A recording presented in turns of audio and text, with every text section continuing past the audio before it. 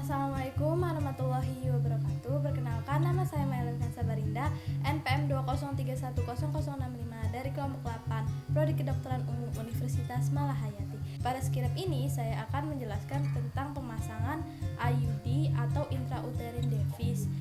Jadi IUD ini adalah alat kontrasepsi dalam rahim. Selamat pagi, Bu. Selamat pagi, Dok. Perkenalkan, saya Dr. Maila Sabarinda yang praktek pada pagi hari ini. Dengan Ibu siapa? Dengan Ibu Naura. Oke. Umurnya berapa, Bu? Umur saya 35 tahun. 35 tahun. Ada yang bisa saya bantu, Ibu?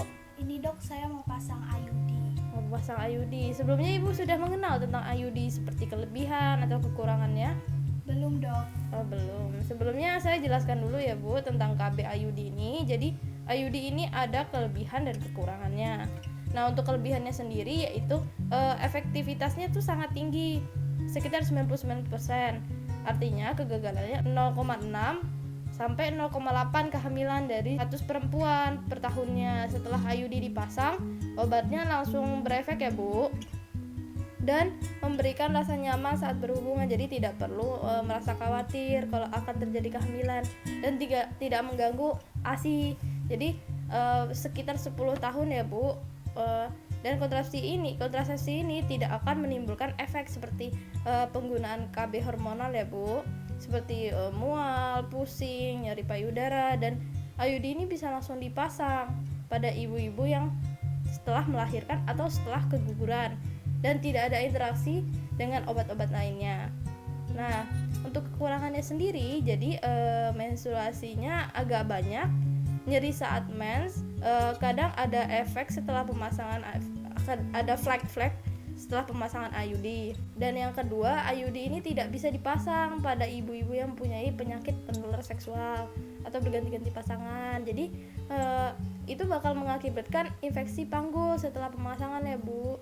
Nah, untuk IUD ini memerlukan prosedur pemeriksaan panggul sebelum pemasangan. Jadi agak sedikit tidak nyaman, dan pemasangan juga pelepasan IUD harus dibantu oleh tenaga kesehatan, baik itu dokter, bidan. Terkadang IUD lepas tanpa ibu sadari, tetapi itu biasanya pada pemasangan IUD setelah melahirkan, dan ibu harus kontrol ke dokter atau ke bidan untuk memeriksa benang IUD-nya. Nah, jika ibu merasa nyeri, nanti saya akan beri obat anti nyeri ya, Bu. Anaknya berapa, Ibu? 1, Dok. Oh, anaknya 1. Umurnya 3 bulan. Umurnya 3 bulan. Itu persalinannya ibu di bidan normal atau sesar, Bu? Saya normal, Dok. Oh, normal. Ibu punya riwayat keputihan atau infeksi menular seksual seperti sifilis atau sering berganti pasangan? Enggak, Dok. Oh, tidak. Apakah ibu sedang haid? Iya, Dok. Oh iya. Apakah ibu mengerti apa yang sudah saya jelaskan tentang IUD ini? Iya, Dok, mengerti. Oke, ibu setuju jadi menggunakan IUD? Iya, Dok, setuju. Oke. Setelah ibu setuju, nanti saya akan mengukur tensi ibu dan denyut nadi ibu ya. Baik, Ibu, silakan ibu ke kamar mandi untuk mengosongkan kandung kemih, juga membersihkan daerah kewanitaannya ya, Bu. Saya akan menyiapkan alat dan bahannya yang digunakan. Setelah mengosongkan kandung kemih, silakan ibu berbaring di tempat tidur untuk dilakukan pemasangan IUD ya, Bu. Baik, Dok. Nah, setelah itu selanjutnya yaitu mencuci tangan. Setelah mencuci tangan, kemudian tangan dikeringkan, kemudian selanjutnya memakai handspoon, dan juga persiapkan alat dan bahan-bahannya untuk disterilkan. Oke, jadi untuk alat dan bahannya, yang pertama ada bak instrumen, gunting, klem arteri, kemudian mangkuk kecil untuk larutan antiseptik, kemudian sarung tangan steril, kasa atau kapas, kemudian povidon dan lampu sorot, dan IUD jenis koper T380A, spekulum vagina, forceps atau kontentang, terus ada tenakulum, terus ada klem aligator, dan di sini ada sonde uterus. Setelah pasien sudah dalam posisi litotomi, kemudian dipakaikanlah dok steril Setelah itu, setelah dipakaikan dok steril, dibersihkan vulva vagina dengan kapas. Pertama, bersihkan dulu vulva sebelah kanan dari atas ke bawah, kemudian dibuang kapasnya. Setelah itu diambil kapas lagi yang baru yang sudah steril. Sekarang di bagian vulva sebelah kiri dari atas ke bawah, kemudian dibuang. Dan setelah itu yang di tengah dari atas ke bawah. Selanjutnya dilakukan tindakan VT bimanual dengan cara 2 jari dimasukkan ke dalam untuk melihat posisi uterus. Pemeriksaan VT bimanual yang hasilnya didapatkan bahwa uterus berada antifleksi atau menghadap ke depan atau ke arah perut dan letaknya berada di atas kandung kemih. Biasanya untuk rahim sendiri memang umumnya menghadap ke depan. Dan kemudian sebelum melakukan VTB manual, bertanya kepada ibunya atau memberitahukan kepada ibunya untuk melakukan VTB manual. Mohon maaf ibu, saya akan melakukan VTB bimanual. Maaf ibu jika agak terasa nyeri. Dan kemudian setelah itu memberikan hasil pemeriksaannya dan ternyata rahim berada normal. Lalu setelah itu dilakukan pemasangan spekulum.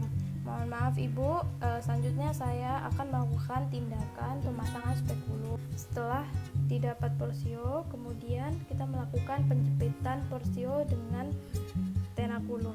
Setelah itu dijepit pukul 11 atau pukul 1. Setelah dijepit, kemudian dimasukkan sonde. Tujuannya untuk mengukur dan mengetahui posisi uterus. Oke.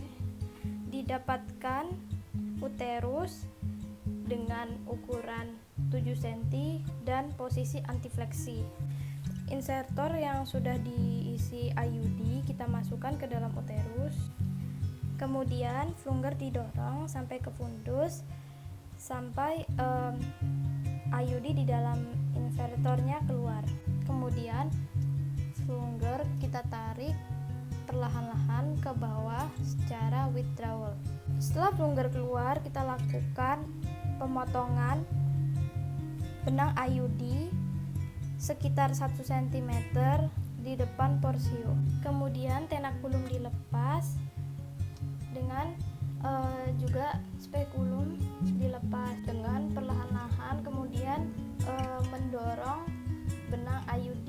Tenakulum yang sudah digunakan ditaruh direndam ke dalam cairan klorin. Begitu juga dengan spekulum.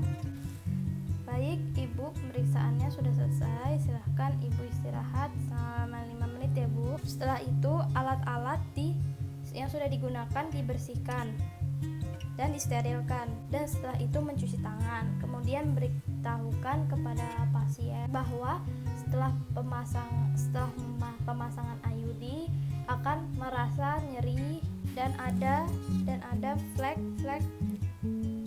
pada kemaluan, dan kemudian diberikan obat anti nyeri. Kemudian setelah itu memberikan pasien untuk mengontrol kembali sebulan ke depan dan melakukan pemeriksaan USG untuk melihat posisi benang IUD. Kemudian dikontrol bisa 3 atau 6 bulan. Kemudian jika haid telat 5-7 hari ataupun pendarahan yang hebat.